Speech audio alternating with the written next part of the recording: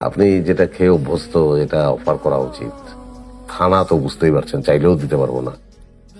Coke, Coke, Pepsi, sort of cold drinks, ফ্রিজটা নষ্ট, অসুবিধা নেই। আমি ওই বরফ আনতে বলছি, 2-5 মিনিট ঘষলে ঠিক হয়ে যাবে, অসুবিধা নেই।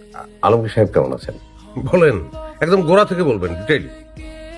গোড়া থেকে কি বলবো? গাড়ি তো আর আপনি চালাতেছিলেন না, নাকি আপনি চালাতেছিলেন? আমি চালাচ্ছিলাম।